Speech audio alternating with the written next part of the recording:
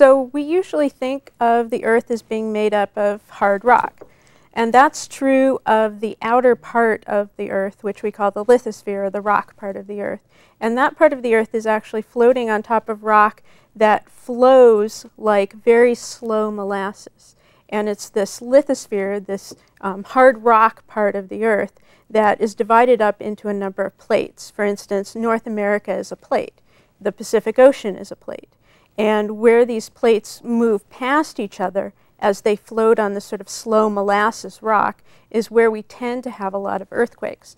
And the recent earthquake in Japan occurred because the Pacific plate is diving down under the islands of Japan. The soupy stuff below the surface is actually very hot, and there's heat trying to escape from the Earth.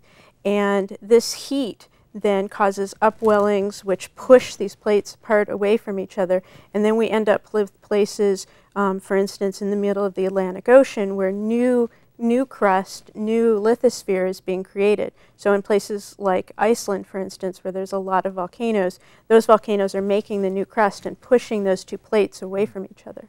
So that's what's actually happening under Japan, that this thick, cold Pacific plate is diving down under Japan because it's cold and dense and falling towards the center of the Earth.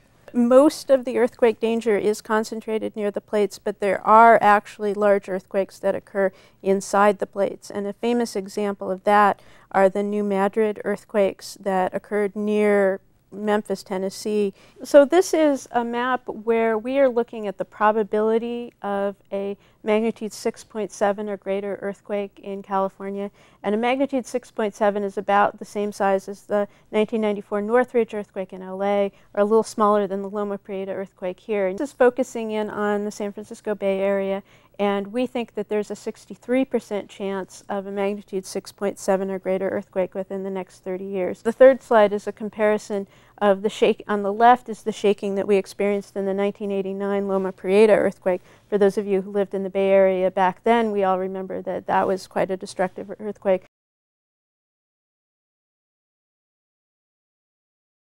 Specifically with earthquakes, what we've learned is that you need to integrate a lot of information to attain situational awareness of what's really going on in an area, no matter whether it's an earthquake as a disaster or any other sort of natural disaster. So a lot of different information sources are popping up over the internet. So what our service does is it lets you integrate all that data together to basically put all the world's data at your fingertips about any particular event. We also have our own sensors that we've deployed worldwide. Our service right now has over 800,000 layers of live data streaming into it right now, and you can easily become overwhelmed by all that information. So that's been one of our big challenges we've been working on, is to call out just those layers that are really important for a particular topic. So this is called IntelliView. It's a worldwide visualizer, kind of like Google Earth, but different in a number of different ways.